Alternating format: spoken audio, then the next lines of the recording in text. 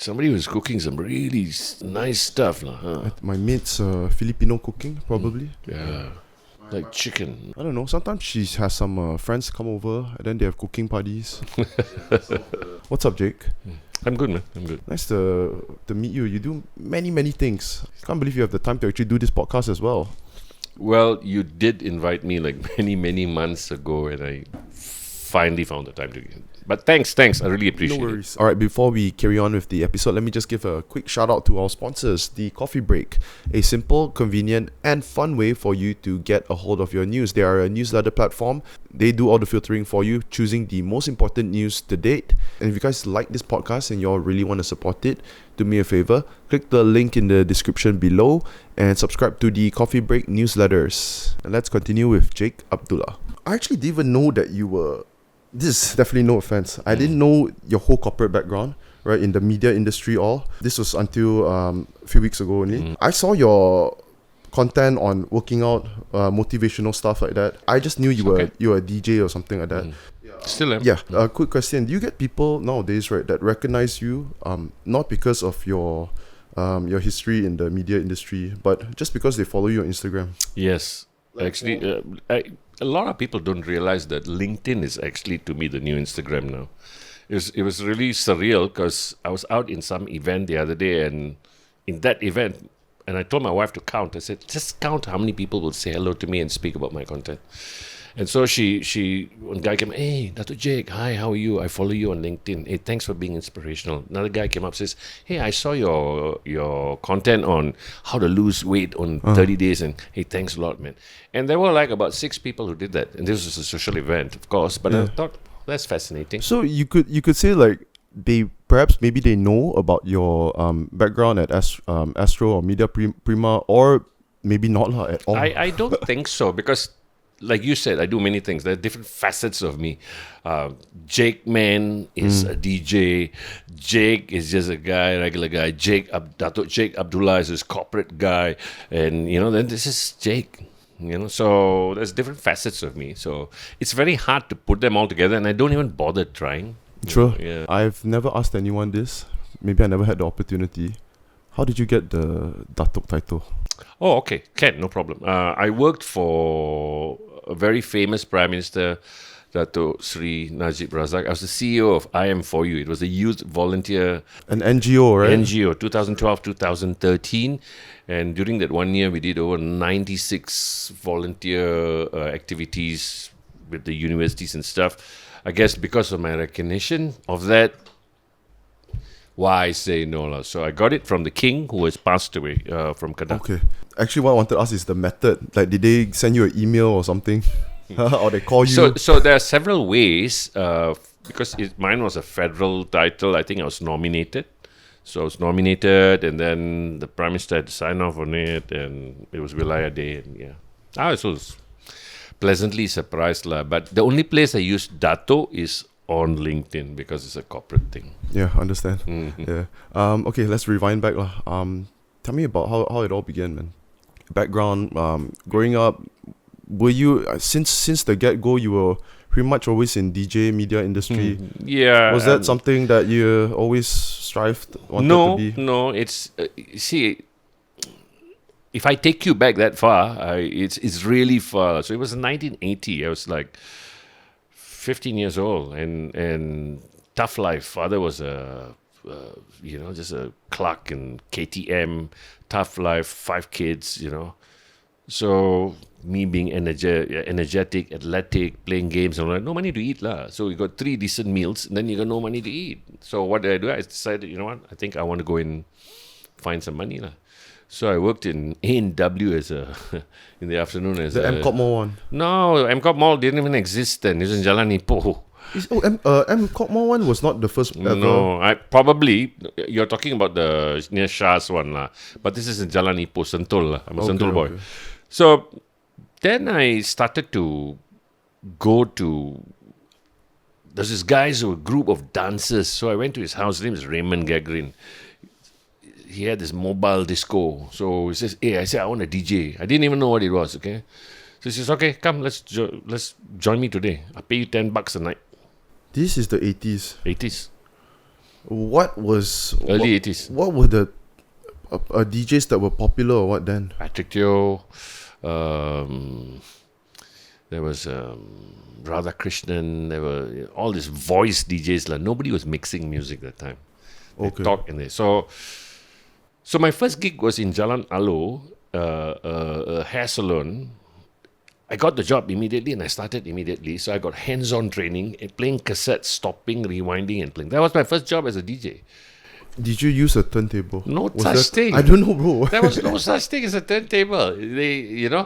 But I was one of the very first to actually start mixing. So the initial one was the SLD2. Then we went to New York. The late Josepha and I brought back the Pioneer 1200. So I used to run DMC Malaysia also. So it was 1980 I started DJing. By 1988 I won the first Malaysian DJ contest.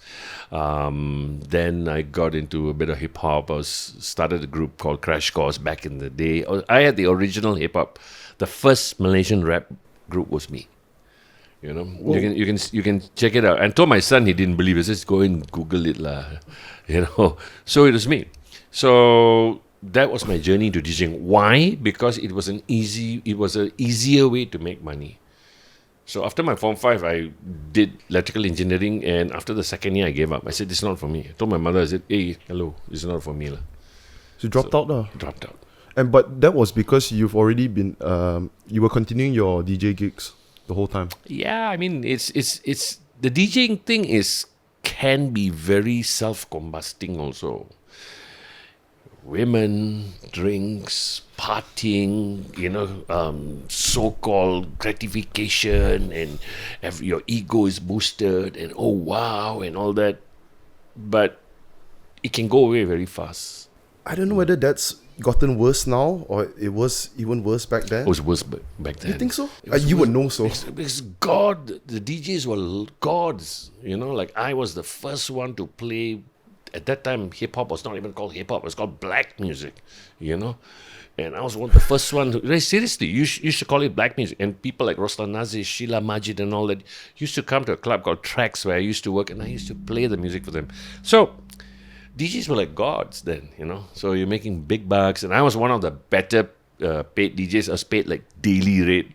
Back in the day, in 1988, 89, $500 a day, big money, man. Yeah. So I played 20 gigs, 20 clubs, $10,000, a lot of money. $500 is pretty much like 5K, man. Yes, Right now, it was big money. It was big money then. Yeah. But then in nightlife, it comes with its you're spending it on, alcohol and stuff. So then I owned a club, and Aflin Shauki, who was a good musician, played in my club. And one day he told me, he says, "Abang Jake, Miasat cari DJ lah. Miasat cari DJ." So I said, Miasat, I didn't even know what it was. So went there and I got the job. It was ASTRO. I joined as a music director for Hits FM on 1st April 1996. What was the status of ASTRO then? Like, was it already household name? No, I didn't even know what it was. Oh, really? Yeah, it was called Miasat. ASTRO came in 97, so I joined Is it? 96, yes. Okay. So- I can't even remember. So I had, radio station, okay. So I thought, okay lah, we can go in, It was really funny because I didn't even know what I was getting into. But, if you retrospect, so, what an amazing journey. Yeah? So I got into it and I was so fascinated. That was the start of internet in Malaysia, 1996. Suddenly we are hired Fly Guy. I hired Lil Kev, Kevin Arukesami. Gave him his name, Lil Kev. And then suddenly I realized, I had a knack for this. I actually had a knack for this. So I was in ASTRO for a very long time, 1996 to 2012. I left when I worked for the Prime Minister for 1 year. Post-election, Datuk Rohana called me back. So Oh, sorry. Can I ask, so you were in ASTRO in 1996, right? You straight away went into the director position? No. Huh? Music director. Oh, music director. It's like what my son's doing for Fly FM now. Understand. So I was scheduling music by using a computer, and I thought, wow, this is amazing. Yeah. My first foray into computers. Oh wow, we can do this. So I was excited, So Yeah. Okay. Yeah. So you were a DJ the whole time? And you were- no. By the time it was 2012, I was like chief content officer for ASTRO Radio at that Okay. time. And to leave was something that I didn't think that I would do, but I thought to myself, I says, how often do you get called by the Prime Minister to come and join you? You know? I didn't know what it was. It was the same thing. I didn't know what I was getting into. And what an amazing year I had. It's just an amazing year. I traveled the whole country, worked with the Prime Minister. So the reason you took the opportunity is because I was tired of what I was doing. I was just wanted to get out of the comfort zone. I've done it many times in my life. So I got out of the comfort zone, and suddenly you're dealing with ministers, and you're sitting in parliament, and you're oh, what is this? a breath of fresh air. Real politics, lah. You know what I mean? So, but my journey, because of, I've always said this, and I'll say it out loud: fortune favors the bold, you know. And we are all, restricted by our comfort. So I wanted to be uncomfortable. So I did it. Same thing. I left ASTRO in 2019, at the height of my career. CEO of ASTRO Radio, CEO of Rocket Fuel Entertainment, the first, influencer thing. I started it. I left in 2019. Joined Faith Malaysia, fintech. Probably one of the dumbest thing I've done, but I learned. Did you have to take a pay cut? A little bit. Little bit, yes. okay. Yeah, but it's more of like out of your comfort zone because just something totally new to you. Yes, I think I'm capable of much more. And this annoys a lot of people because I'm 60 in about 5 weeks. And at 60, I'm relooking my life again. I says, you know what? Maybe I should do this. I think a lot of it is basically like the conversation you had with Mate, right? You guys talked about age, of course. Mate speaks, repeated a couple of times that the reason why he doesn't stop working, doesn't stop moving, is because the human brain sort of shuts off once you stop working. It's true. And something crazy also, Ozzy Osbourne died a couple of months ago, right? Lead singer for Black Sabbath. I've actually met him. Sorry? I've actually met Ozzy. In Malaysia? Overseas. Yeah. Overseas, wow. Yeah, so something crazy is 2 weeks before he died, he actually performed, you know? That's the best way to do it, right? Yeah, and it's like sort of... And then Hulk Hogan dies, 2 days later. I says, hey, what's up? How he heart problems, is it? Yeah. And I mean, he's already 70, I think, Hulk Hogan at that time. It's about the same age, both of them. Yeah, about the same age, yeah. But I think his age of 70-year-old and yours, in terms of physical damage to the body, he's gone through a whole lot more. Well, how do you know I didn't physically damage my body? I did also. I mean, not drugs and all that, but, in the clubs, excessive drinking. I understand that part. I took that into account now. But I just feel Hulk Hogan is probably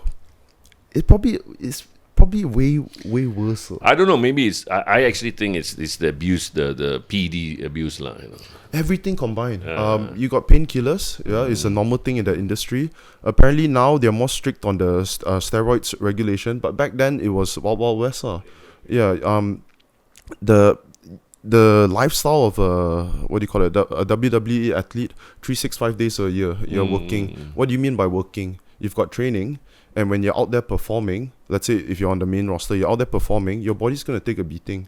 And there's no such thing as, like, let's say you're big into fitness, let's say bodybuilding, right?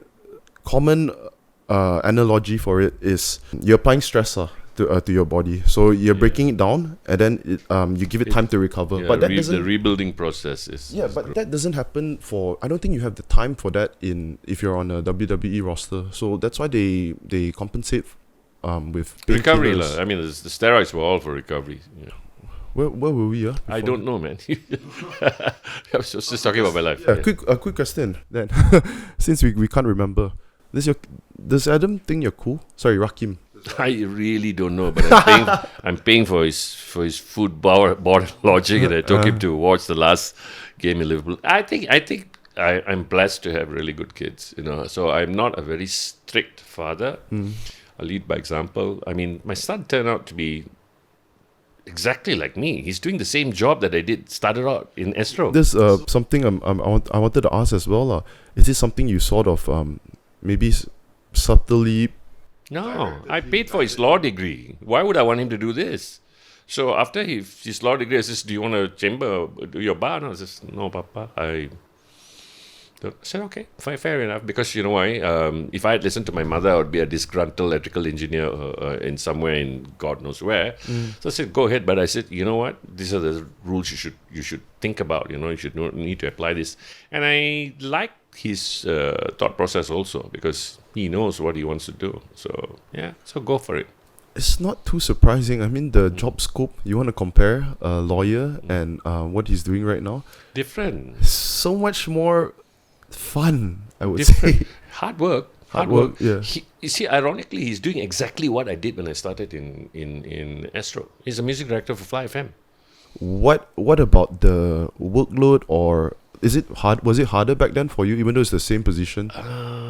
Much harder. Now you just tech alone just helps everything. But I guess the pros and cons line. So like people like us, the dinosaurs have seen the growth of this media industry, right? So these boys are just watching it from a very digital point. So I guess there's a little bit of drawback. Where is radio at right now? Radio. Okay, interesting question. And what would you say was the golden era? Golden era was the 2000s. 2000s. Yeah. So I speak about radio a lot, and radio people don't like me because I speak the truth. And I've always said this. I said, nobody cares. I actually don't care whether you listen to me on radio or not. And I told people this. I said, radio has got to synergize with other platforms. Class example is Kari Jamaluddin. Kari Jamaluddin is on Hot FM. We put him there. He's doing a once-a-week show. But you think you're hearing him 5 days a week. You think So, but what has happened is we actually don't care whether you listen to us or not. As long as you think you listen to us, you're watching us across all these various platforms. You're watching content. Sunset Jam I did with KJ. The views alone were a few million across all our socials. So is it important whether you listen to me, or have I embedded my DNA into your head as a brand? Is it important that you showed up at Sunset Jam, or the fact that you saw it happening from social media? Doesn't make a difference. And I said this before. I said, are we playing for the 1,000 people, or are we playing for the 2 million people? So to me, is this how I want to create an experience where people will talk about it. And it was just brilliant. When's the next one? It was sold out But what radio should become right now is to incorporate more digital elements. I've said this before.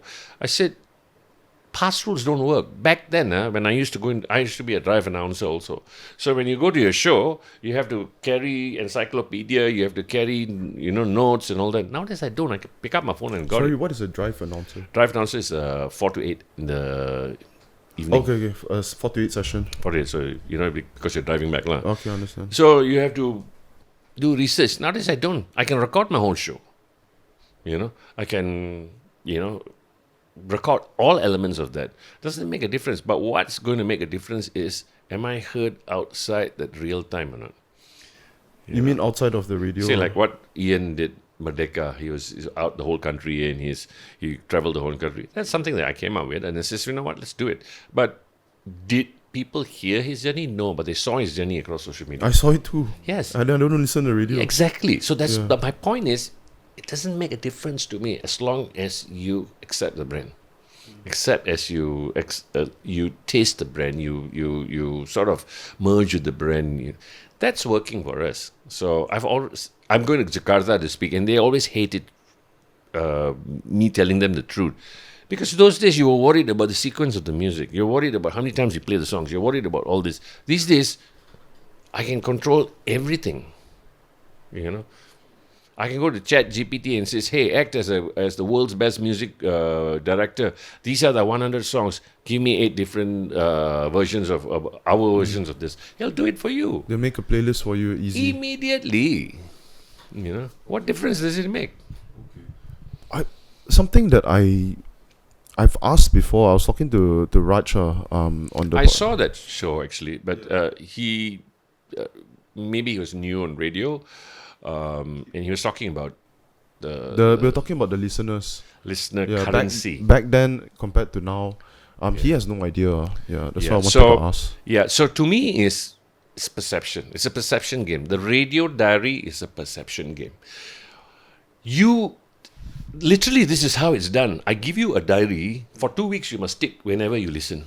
How accurate is this? So in Australia, okay, so I did work in Australia under Triple M for a while. What happens is they did a analysis on the handwriting. It was all done by the same days on the same floor because you have to pass back the diary, right? So, okay, tick, tick, tick. You're talking about the pamphlet where they write their... It's a diary. It's called a diary, you know? Okay, yeah. Okay, so... That was what he said also. Yeah, Really? so... Why, to me, it's not accurate is very simple. Because it's a perception game. If I've plugged you into Sunset Jam, into this, into that, into this, you won't even write, even if you're listening to another station. Classic example. You go into a club, Coke is the number one brand, right? Yeah. Although it's the house pouring brand is Pepsi. Have you ever asked for a whiskey Pepsi? Same thing, Yeah. right? So it's how do we actually win in your head? That's how we design. So if you ask me, radio stations, the currency is wrong. You should now track digitally. That's why I keep saying, like Fly FM wins digital, number one across all digital. You see, I think what you're saying is most people, right? Like when I was talking to Raj also, I had a very out of the outside view of it. I thought of it very simple. You know, it's just a listener count. You know, I was thinking about that. I won't even call them as a listener anymore. How do you even, I call them fans. I stopped using the word listener. Okay, listener means I'm listening to, how do you actually quantify what you want and then suddenly focus on digital? So to me, it must be fan base right now. How many people are watching us, seeing us, tasting us, expressing with us together? If not, you're talking about, X number of listeners. Like Fly FM has got more numbers digitally than any other English radio station. Why? Gen Zs and Gen As and all that, they're not listening to you. Are you talking about English market only? Yes. And Malay market is going that way also. It's headed that way. Malay market's headed that way. The only FM stations that will survive in the next 5-10 years are the rural stations. Are the ones that are... You need it. You need it across the highways. You need it across radio, Why do you say that? Because of the nuances. Like in Kelantan and Terengganu, where we have Malay FM, and then before I started Gaga FM for ASTRO, they speak a different language. They want to hear chatter. They're not, it's a different conversation I have, and you cannot replicate that. I've built stations across Asia, India, Indonesia, and all that. So it's different. Malaysia is more fragmented. There are 4 different languages. Indonesia is Bahasa Indonesia. It's either a dangdut station or not a non-dangdut station. So Malaysia is fragmented. Okay, but it's like you say, it's like in Indonesia also. It's also fragmented there. Yeah, but Indonesia is divided by many, many, many, many islands. Way more than here. Way more. Just in Jakarta, got 80 stations, 80 radio stations. Damn. And the revenue is not doing really well. So how does radio survive? Well, radio survives by not being radio. Understand? I come I worked in recording companies before, WEA and ASP Records and all that. How do artists survive? They're going back to what they were doing before, selling merch, doing shows. As you can see, Eminem, Snoop, and all that are coming with the 26, because that's where the money is. And then you grow the exponentials, you grow everything else. Like Frozen, the thing here, you think they sold the show or they sold the merchandise? You're talking about the cartoon, Frozen? Yes. The merchandise? Yes. 10-1. Oh, wow. So we have to understand that it's changed. Something I just thought about just now only, I was just talking with Vishnu. Do you guys, like at Fly FM, do you all have a podcast? I mean, have you all considered that? Or why has it... I don't know. I wouldn't know. I don't think that I want to get into that. I just consult them. I don't work for them. I put in the shows, put in the ideas. And I think it could happen. You think it will work? I think it could happen if the proposition is good enough. We have yet to see, Okay, yeah, because I just suddenly thought about that, because that is pretty much where it's transitioning to. from radio to Spotify, YouTube, podcast, stuff like that. So I was wondering, how come you guys haven't thought about? Kyle and Jackie, one of the biggest shows in Australia and Sydney. You said you studied in Melbourne, right? Yeah. So Kyle and Jackie were in Sydney. They were in Today, and then they left to Kiss. They have a podcast which is doing really well also. So, but is the podcast under the radio station? yes, Okay. now you can run it separately, but When did you actually start listening to podcasts? Was it Joe Rogan? actually, Rogan was one of the first. I was listening to Tom Bilyeu a lot. Who is Tom Bilyeu? Tom Bilyeu speaks about health. He had Quest Nutrition and various other podcasts. I actually started a first podcast long ago during COVID. There's this guy called Unyo, and then he just got tired of it, I think, so we stopped. Yeah. So you said you started listening to this Tom Bilyeu. This was what year? 7 years ago, 8 years ago. About 17. Yeah, actually same as me. But mine was different because I when Conor McGregor was on the incline, that's when I caught on to MMA. I got interested, and naturally Joe Rogan is the commentator of the UFC, and his podcast was the biggest already. So that's when I started listening, man, and up till today, you still listen? I do listen to lots of podcasts. I like Dan Martell. I like stuff that actually helps me grow. I like Dan Martell. I listen to Andy Elliott. I listen to Joe Rogan a lot. Dave Goggins whenever he's, So my mind is that way. So I'm wired that way. I want to know how much more can I do. And I want to, from social media, it's easy to see that this is the sort of person you are. Was it always this way? No. You mean discipline? Yes. Not. Oh, you mean since you were young, you've always had this? Yeah. If I want it, I go for it. Okay, that's interesting. Could you maybe? I think maybe now you've had time to pinpoint back what made you that way. Well, when you grow up without anything, I saw a Lexus parked in your. Yeah. So when you grow up, my father never owned a car in his life. For us, going to KFC was a treat once a year. I used to wear a tie, steal the tissues and the straws, go and tell my friends. It was tough. And I told myself I never want to be like, it was never about the money, I told myself I don't like being poor. I told myself, you know what? Only I can help myself. I have to stop blaming people. So one of my abilities, and this is something I teach CEOs also, I said, is stop blaming everybody else. You own your power. Own your power. Once you own your power, then you decide, this is you, this is where you want to be, these are all the things that are in my way. Eliminate them. And most people cannot. It can even be family, it can be friends, it can be habits, it can be, they want it, but are you willing to do the work? So you ask me why I make all these moves at the highest point of my career, because I want to know I can do it or not. I can safely say, man, I've never had that sort of thinking growing up of, I never want to experience being poor or... Because you don't understand what... I don't. Yeah, exactly. Yeah, I really don't. And I don't blame you. My son doesn't, you know what I mean? It's taken for granted, But to me, that is strength. What is strength? You mean your... Yeah, that is strength. Because you know what? I grew up in adversity. I've been forged in adversity. I don't know whether your son shares this same thing. No, he doesn't. No, I mean, what I'm about to say, which is... I like to think that I envy that mindset, of... I think about this. I've thought about this a lot, especially in my post-uni time. Thinking of the people who really come from nothing, they just have a different drive. And I'm just not that person. And this is something that I've... Maybe you should lose it all. Yeah. No, I'm very serious. I'm not saying like that. You know why? And you actually hit it on the nail. This is actually something that I talk about. My next book is called Be Fucking Uncomfortable. But I got to bleep out the fucking line. Yeah. So you make your son read it. No, it's I'm almost done writing it. Oh really? You're already working on it already? It's almost done. It's out in January. And I analyzed my life. I said, when did I actually grow? It is when I was down and out. 5 years ago, I lost everything I owned in an investment. I don't talk about it, what investment, all that. I lost everything. But you've never seen me complain about it, right? It was millions.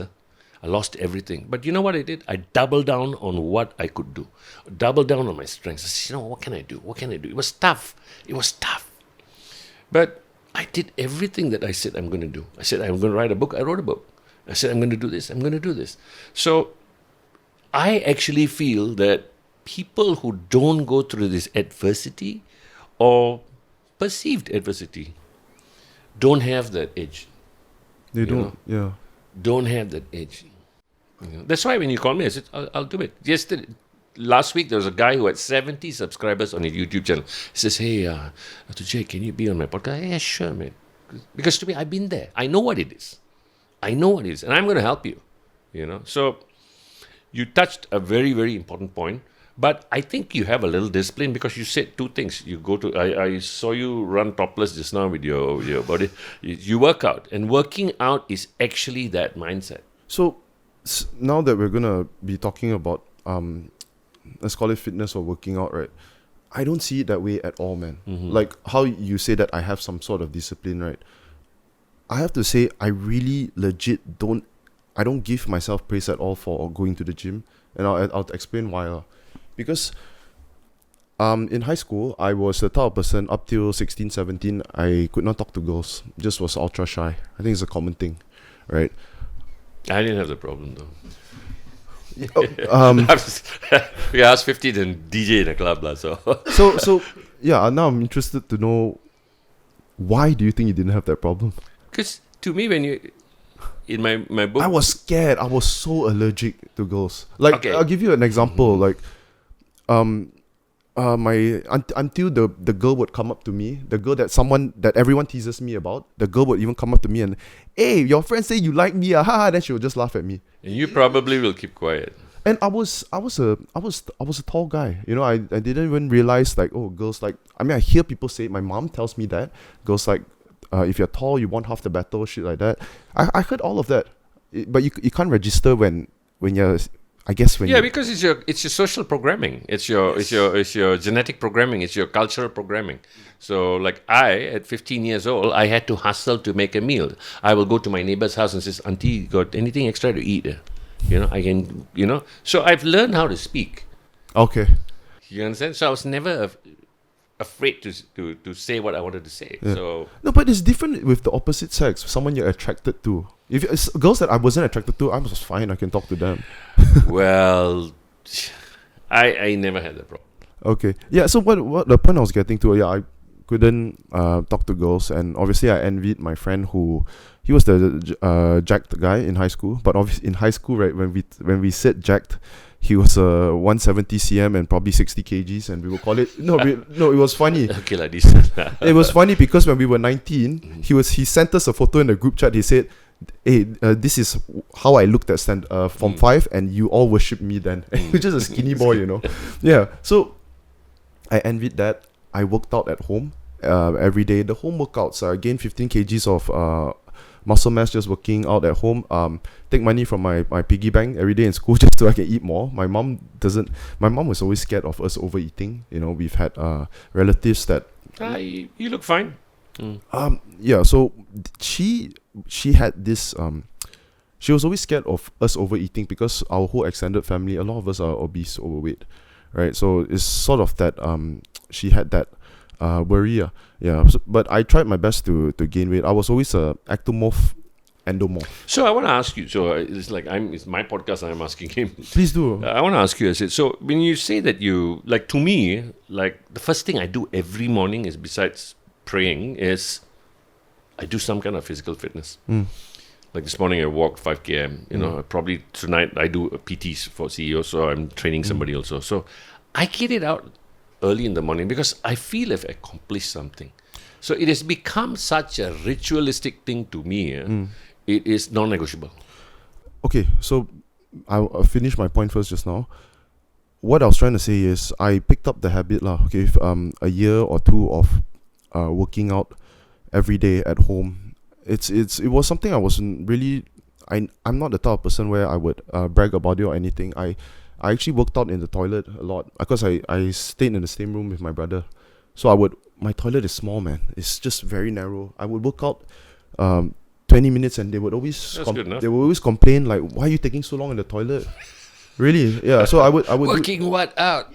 Why is the soap getting smaller? It's so stupid, because thinking back, right? Why was I embarrassed of it? Exactly. It was so dumb. So yeah, I did that, and I was always disappointed with progress. I did the bulking cutting in uni. Did it 6 times, and then I reached a point. Maybe I was 21, 22, where I stopped hating it. I loved going to the gym every day, and it's up till now. I love going into the gym every day. So the reason why I say that I don't compliment myself at all about going to the gym, because I feel it's something that it's like I'm addicted to, like I need it. I don't think of it What's as wrong an with that? accomplishment. Everybody I know who is successful, or who I actually not worship, I don't worship anybody, I'm impressed with, comes from a fitness background. David Goggins, even Jordan Peterson, even, Joe Rogan. Joe Rogan, Arnold's one of my heroes, like Mike Menzer, Anybody who has been anybody, or even not professional bodybuilders, are into fitness. So there's got to be some kind of, connection there, right? Perhaps. I don't know whether this is a pessimistic view, but sometimes when I see people, let's say fitness influencers, they're not bodybuilding champions. They're just a jacked dude on Instagram. Okay, maybe are not too crazy how big they are. And then they're busting people's balls about not showing up to the gym, stuff like that. And then I think, is it really hard for you? Because if they were someone like me, it's not something hard for me. It's something I need. I love it. I really love it. It's like me going to my escape every day. Well, do you feel that way? Yeah. To me, it compounds into everything that I want to do, because it is my DNA.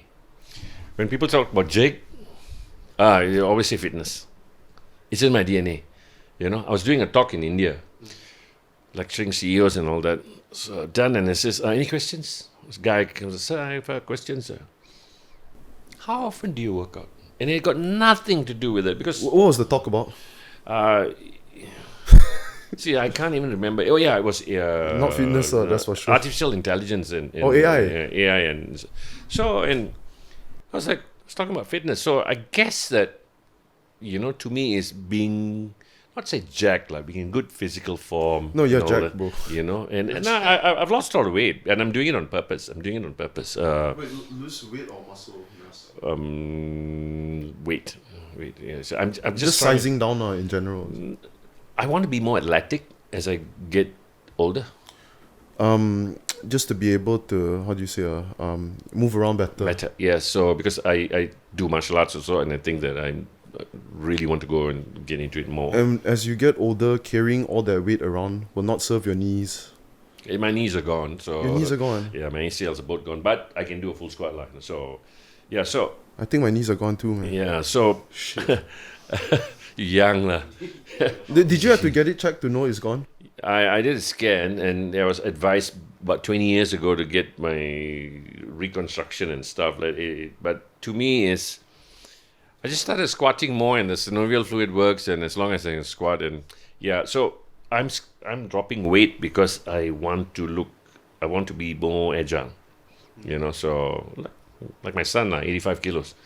So the heaviest I've been is about 115, huge, massive. That's massive, bro. Yeah, but it's not healthy.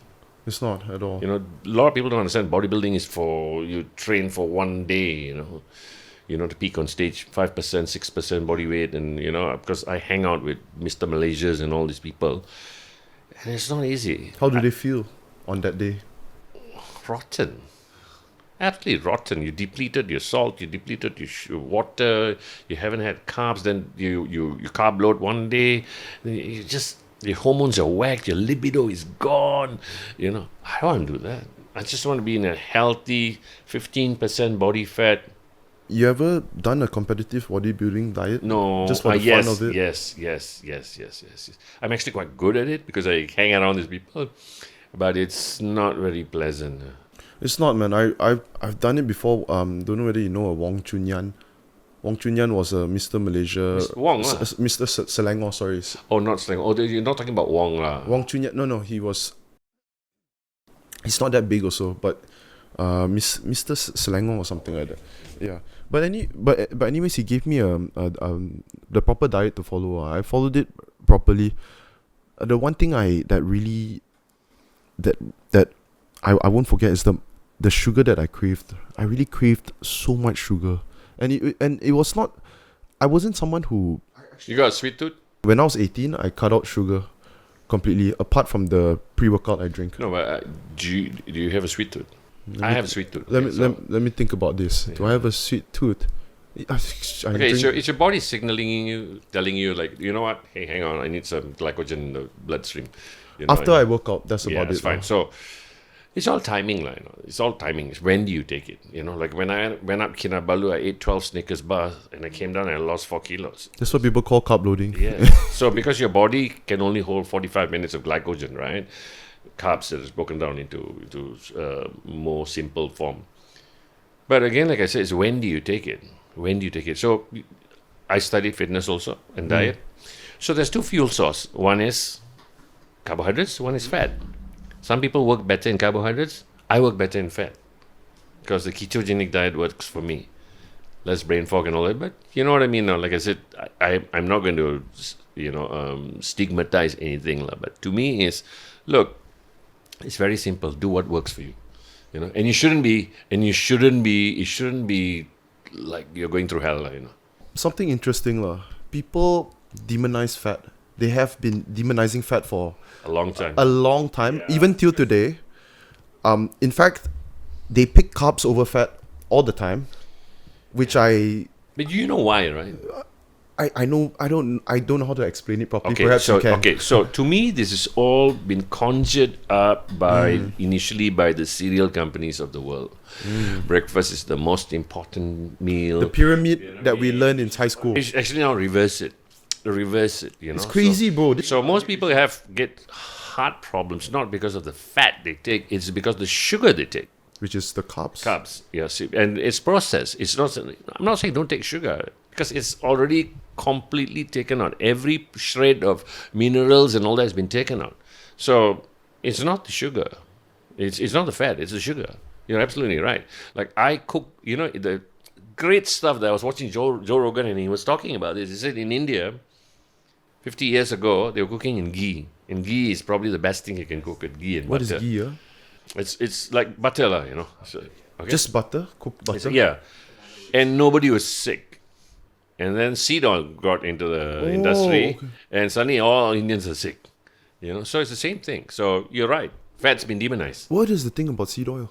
I heard Joe Rogan talking about it. Artificially manufactured. Rapeseed oil and canola oil and all sort this. of like how the bread is. They say bread is fucked up in America.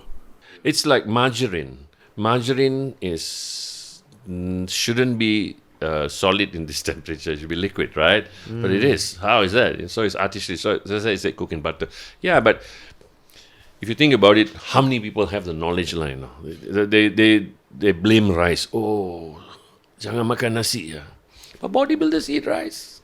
For example, my mom, when I was when she wants to lose weight, right, she would say, I don't want to eat so much meat because I'm fat already. She should be eating a lot more and I meat. always tell her, like, you have to eat more meat. You make your tummy full with meat. Yeah, and for every gram of carbs you take, you hold 4 grams of water.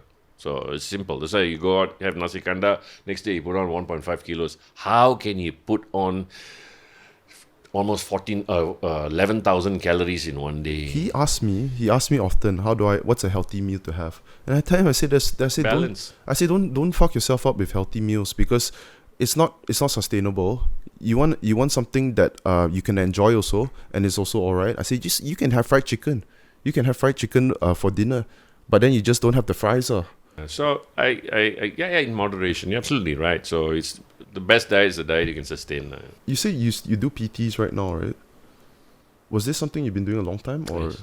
Oh, really? Yes.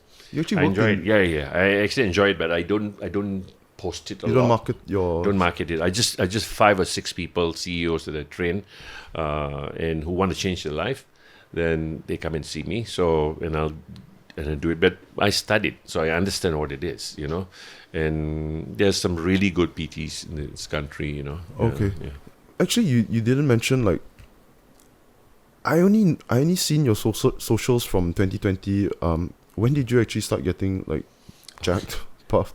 Since I have a photo that I'll send you, I'm carrying Adam when he was 1 year old, and I'm in the pool, and I still look jacked. I said, "Hey," I sent it to him. I says, "Look at that." But smaller in size. I was bigger then. How much you weigh right now? 95, 96. It's Okay. probably my lowest in a long time. Yeah. So How did you actually start lifting? start. It wasn't something. This is. I think the gym boom in Malaysia, especially, was only in the 2000s. No, this is much before then. Much before then. So I've always sort of wanted to lift weights, but didn't know how and where. And so I used to go to the gym riot and public gyms and all that. Then a bit of money, and then I was bought some weights like you trained the house. Then fitness first came into Curve, and then I was their ambassador for many years. But fitness first, that was later in much 98, later only. 99, yeah. But before then, I was all this boutique gyms, all this small gyms, no aircon, which is the best. Which is the best? Which is the best. Kumar, Mr. Malaysia, who has got a gym in Kelana Jaya, is one of the best 3-story. It's just amazing. Body Factory gym. Close buddy of mine, and you can really go there and you can really see people working out. Yeah. People don't realize, just without the aircon as well, the workout can be 15% tougher. Superb. It's super. It's tougher, way tougher. You sweat way more. Do you work out at home or? No, I go to Anytime Fitness, and sometimes I go to K-Fit. Yeah, sometimes I go to K-Fit just to. Is it closed already? K-Fit no more, right? No, still there. K-Fit is in. I'm talking about the app. No, Oh, you're talking about what? That's the One Fit app. One Fit app. Sorry, yeah, One Fit app. Sorry, yeah. The one that had a scandal. I can't remember. They went bankrupt and. Yeah, so no, K-Fit is this warehouse gym as well. I go there just because they don't have aircon, So I do the exact Try same. Body Factory. Body Factory is Near his where house, near Vishnu's house. same around near K-Fit also. Yeah. Also no aircon. No aircon. Do they have Big guys. Do they have a heavy bag? They don't have bag lah. It's just a bodybuilding gym. I see. Yeah, I go K-Fit because they have a bag as well. Yeah, which is I do the exact same workout I would do at Anytime Fitness, but at K-Fit I just do that once a week just to push. It's like my push day, push the endurance. Yeah. No, but what I wanted to ask about the personal training thing, right? Because I've I talked to a few buddies of mine, personal trainers, and what they tell me is their clients, right, when they are done with the personal training sessions, 99% of them will never be in better shape than they were during the personal training. I cannot put a percentage to it lah, but and I found that really interesting. Yeah, because you can't control what somebody puts in their mouth, right? So like the people I train, out of 5, 4 of them are in really good shape. Have changed their life. You know what I mean? Because if you ask me, I will tell you. And then you come there and complain, I got no time. I says, you can't be more busier than me. Really, I'm up for 5 and I sleep at almost 12 o'clock. I have 5 hours and I'm doing so much. So you run on 5 hours? 5, 6 hours lah. It's not advisable. My dad runs on 5, 6. It's not advisable. It's not. It's not. My Garmin tells me every day that I need exposure. But how? You know what I mean? My dad wakes up at 4:30. Yeah, but I have a nap in the afternoon for about half an hour. He also has a nap in this room here when he watches TV. Yeah, smart man. Well, I guess you're wired that way, lah. Your dad probably is a very hardworking person. He's from a kampong, very kampong area also. Yeah, I need 7 hours at least. If I don't get 7 hours, I feel it already. Your generation is Soft. like my sister. Yeah, man, you guys, no hard knock life, like. Yeah. Do you see? What type of drive do you see in Rakim? Okay, so it's very hard to compare, like. There's different things that they want compared to what you wanted last time. He's actually quite decent in the sense that he's not very. he's like into content, want to do his content and stuff. And I said, "What's your plan?" I always ask him, "What's your plan? What's your plan? How are you going to do this? Oh, pa, they gave me $300." I said, "What's your plan? What's your plan? Design your plan, then we talk. Design your plan, we talk. Because that's what I do. I turn companies around. Design your plan. Treat yourself as a brand. What do you want to do? What's your 3 years? What's your 6 months? How are you going to do this? What do you need?" And you cannot tell me that you can't do it, because now with AI, listen, today I was just talking about agentic AI. I was like, wow, I can get rid of all these people, and So he has that drive. And the trait that I like most about him is he's hardworking. Hardworking. Yeah. He's always had that. Yeah, he's hardworking. Maybe he has seen me, or putting in the grind. He'll come back at 7:30 and go to the gym. Wait first. Just picking up. So to me that is discipline. So yeah. Academics when he was in it's school. good. He's good. He's actually quite good. Smart boy. All 3 of my kids did pretty well, and even I did decently okay without even trying. You were never super strict, or did you let their mom handle that? No. The children grew up with me. So I'm divorced Adam's parents. So the children grew up with me. But I'm not strict, but in the sense that I think they grew by watching me. Yeah.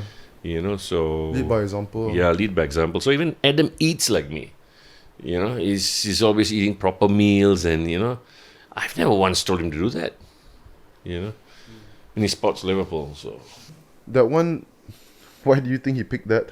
Because he grew up watching it? He was an Arsenal fan, so I was going to Anfield and I said, "Look, you want to come?" He says, "Yeah." I says, "But you better support Liverpool."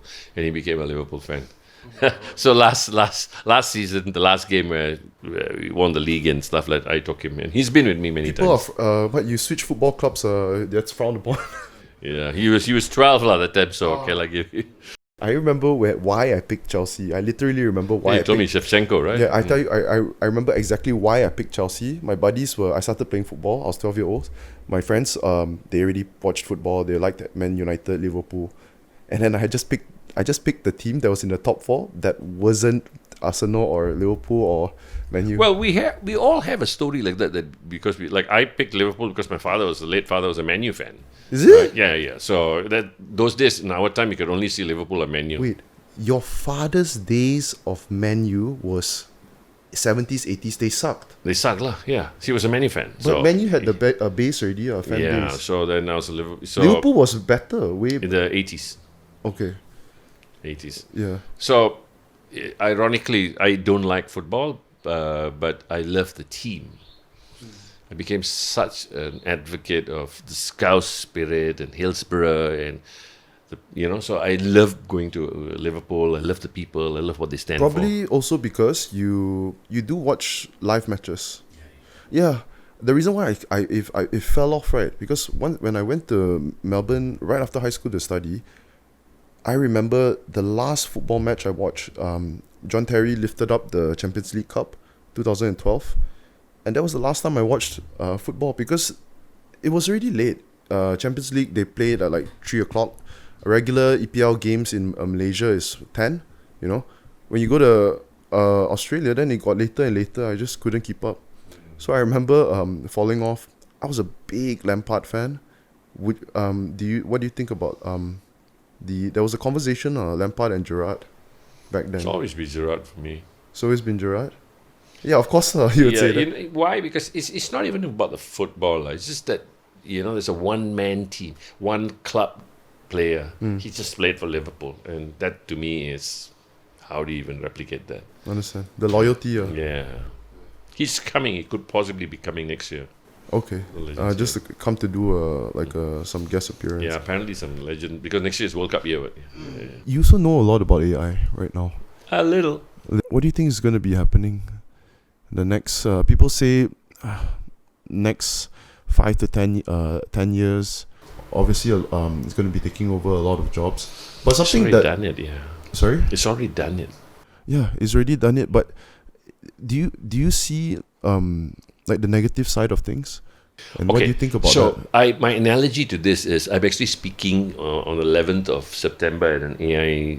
I was invited to speak for OCBC Bank. Yeah, and sorry, before you answer, it's like when you hear the CEOs of all these AI companies, obviously they find a way to work around the question when you ask them about the dangers of AI. They talk about, well, you back then also people didn't trust smartphones. You never know, why worry about the past or blah blah, and we're all in safe hands and stuff like that. Okay, so to answer your question, it's actually always use an analogy. Back then, you had the DVD sellers, right?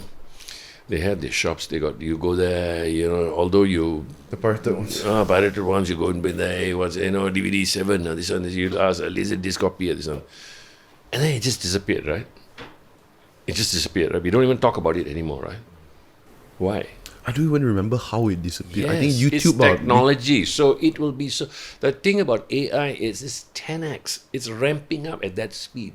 Every morning I get up and I spend half an hour just reading about AI. Every day, every day, 30 minutes I study it. Sometimes there might be nothing, like nano banana yesterday. I was like, oh wow, text to image is so good, And to me, it's like, oh, wow. I am asking myself, what I'm doing now, those days, you need 5 less. I get up, I can edit my video, like I was telling you, I'm using Opus clips, using captions, using this, using that. So the money that I was paying the people, right now I'm paying a fraction for software. You understand? Yeah. So what's going to happen? Well, I guess very, very simply, there's going to be opportunity for more entrepreneurs, or opportunity for people to get into the other side of things. The service industry will boom because you still don't want a robot serving you like in some of the restaurants, you know what I mean? No. You still want people. Yeah. People like me could thrive because what I do cannot be replicated. You understand? For me to do a keynote on a specificity here, cannot be done by an AI. You can put an AI robot, but how fast is it going to answer? So I think I'm excited about the future. I'm very excited about the future. I'm excited that movies can be shot for 3,000 US dollars. World class movies. I'm excited about the future. Yeah. What about all the jobs that will be gone? What is the DVD seller doing now? You're right. That's a good question. Yeah, so we have to repurpose ourselves. We have to already not be so glued to the seat thinking that it will not happen. I am completely redefining myself. I'm 60 years old. Somebody asked me, next time I'm 60, next month I'm 60, and somebody asked me, says, hey Jake, relax lah. I said, dude, are you kidding? I want to be a billionaire. And I'm not kidding about this, And who said it? It was Dan Martell or Joe Rogan or somebody said it. It says, we will see. No, Sam Altman from OpenAI said it. We will see a solopreneur billionaire in our lifetime. And it's going to happen. It is who is willing to do the work. What is a solopreneur? Solopreneur is I'm a one-man machine. Everything that I do is done by myself. But you're saying yourself is a solopreneur, but you work with a company. No, I consult a company. I don't work for anybody anymore. Oh, with Prima Media? Media Prima, I consult them. My company consults them. But you have a company, a team. No, it's just me. Everybody else is contracted to me. Like before, last time, Fiverr, right? Okay, so you can get somebody to do Fiverr. Now I don't need Fiverr, I got AI. No, but I mean, you have people working for you. No. Oh, as an independent contractor. Okay, Okay, I see. Which now they just did the gig workers bill. Yes. Yeah. And that also, I don't need so many of them because I'm seeing they are using the apps also. I can do it. So I am excited about the future. I give you an example. You talk about fitness. Back then, you need a PT to calculate your macros, your this, your that, your caloric deficit, this, that. Nowadays, I can put in all the information. With that data, I can come out with he's Asian, he doesn't eat pork, he this.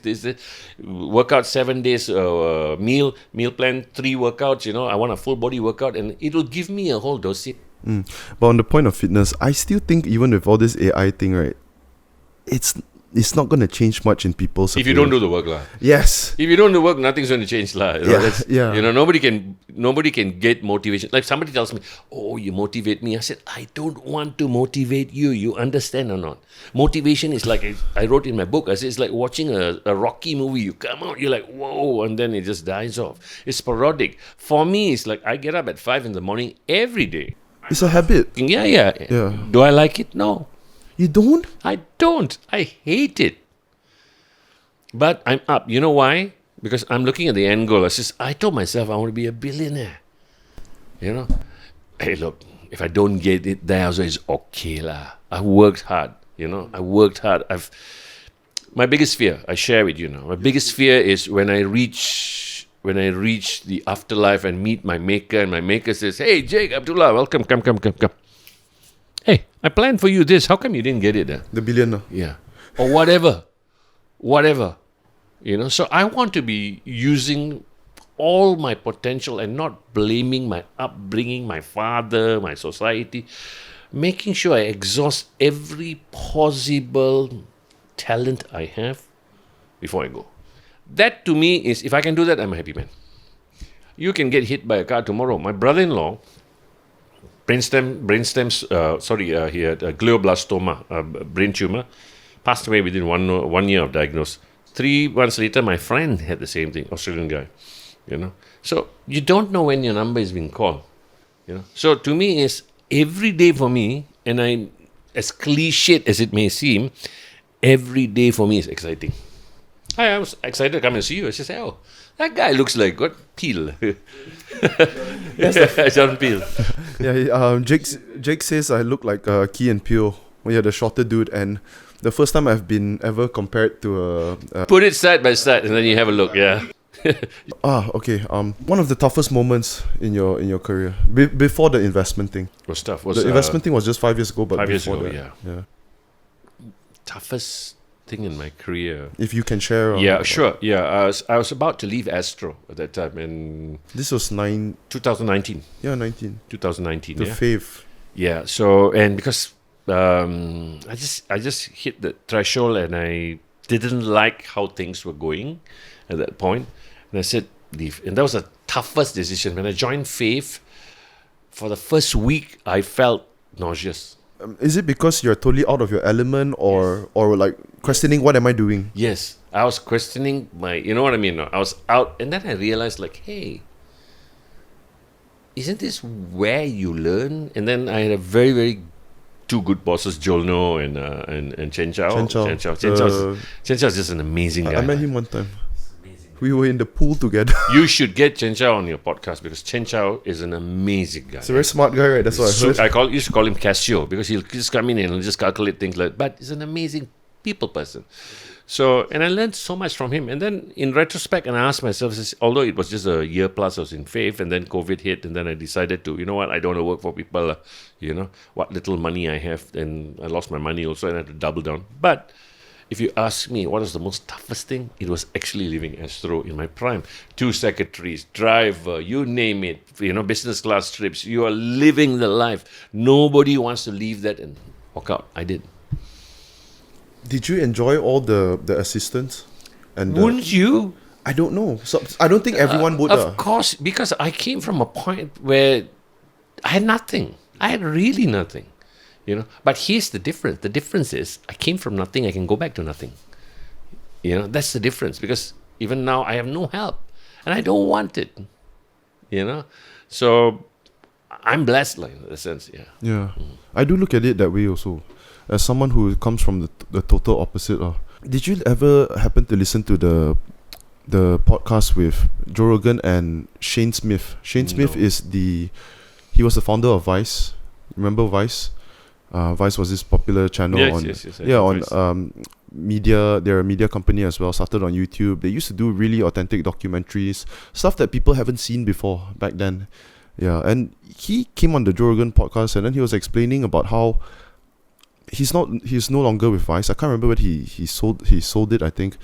Yeah, but then he was explaining exactly what happened. It started off with it's it's a venture that started out of interest, curious with a couple of friends. They would go to different countries, document people living, make documentaries about them. There was one about these people isolated in Russia, staying somewhere in the woods. Those people literally thought Stalin was still alive. That sort of thing. Yeah. And he explained on the Joe Rogan podcast, he says, like, it came to a point where it got bigger and bigger, and when there's investors that all come in, and you've got to keep chasing the profits and meeting the deadlines, you don't really have time to go over everything. And then when the company gets so big, they start to hire a lot of interns, and then the interns start to put out content where it's getting more and more in the America, okay, they've had this whole woke agenda, so it became like a sort of a political thing already. So that's what really turned him off, and where he realized after years and years of growing Vice into a really, really huge company. But he had to make that evolution, you see. Yeah. He had to get to the heights to actually understand it. Yeah, so it's easy. It's not easy to be able to understand and express that way, like you said, if he had not reached that heights, so... True. It's sort of no regrets, Yeah, but Joe Rogan was explaining to him, and he really liked it, when Joe Rogan explained, he said, the reason why is because you keep things small. That's his model. For example, he's the biggest podcaster in the world, right? His team is 3 of them: him, Jamie, and the editor. I assume Jamie handles guest content. Yes, everything. Everything okay? Else, yes. And it's hard to find someone like that one person. And he was talking about how, he's got other buddies in the podcasting industry, okay? And they're filming a podcast interview, and they've got 20 people running around and stuff like that. And why do you need them? In fact, he doesn't even have an assistant, Joe Rogan, Yeah, that's why I asked you actually back then, did you enjoy having Yeah, I mean, I've never had it in my life, right? So I had people fussing over me, and, Simon Sinek said this about... Who is Simon Sinek? Simon Sinek is one of the top leadership coaches in the world. And he tells the story about this former Secretary of State. The year he was Secretary of State, the limousine picks him up, brings him to the seminar, then they rush him to a room, and then somebody hands them a cup, and the following year he was not the Secretary of State. Yeah. He had to take fly coach. He had to get down, take a Uber, come, and he says it made complete sense. It was never him. It was always the title, right? So it's the same thing. I guess we must not lose sight of. It was never us, it's the title. The title is the one that is warranting all these perks and all that. Yeah, so for me, I miss it. You miss it? I miss it to a certain extent.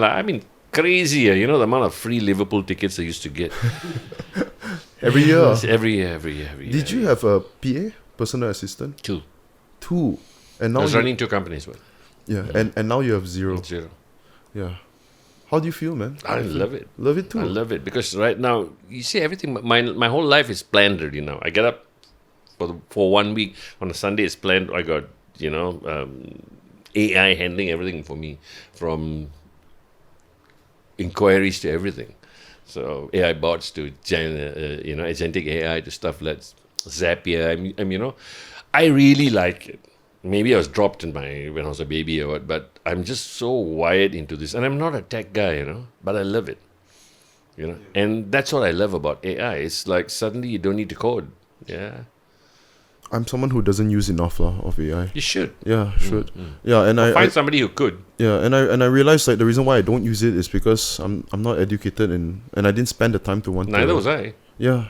But what is education? Education is finding out, right? So these days, again, like I said, do you need to go to school or what? No, you don't. I picked up prompting and teaching people prompting in a matter of weeks. I created an AI influencer for a bank, which I'm running for a year now. And I'll show it to you later. Like a real account? A real influencer. And how did I learn this? YouTube. And I'm making decent money from it. Wait, okay, so this is a service you provided for the company? Yeah. For Bank Riot. When you say you created it, I created it. I keep thinking like you have someone working for you that No. didn't. There's one person who collaborated with me, but yeah. All right. There's this quote from you that I heard you say on, I can't remember whose podcast, where you said, "I'm the laziest person in the world if I could be." Yeah. How's that possible? Yeah, it's true, because to me, is if I know me, given the perfect opportunity, my DNA is lepak, chill lah. You know what I mean? So because of that, and I know I can fall into that rut, you know. I think if I was not this disciplined, I would be morbidly obese. I would be, you know what I mean? And yeah, so that's why I said I am regimented by my fear. Fear that I could lose everything. Fear that, not about money and all, fear that, you know, like suddenly I'll get depressed, and fear and of that I become non-relevant. Yeah, and I don't think it's just you, man. I think it's everyone, maybe. Do you believe that depression is coincides with people's purpose? Totally, because it's a dopamine effect, right? So it's total. So why do you go to the gym? Serotonin, all those happy hormones, right? All this adrenaline and serotonin. Yeah. So dopamine is as you scrolling your Instagram, instant hit, right? Yeah.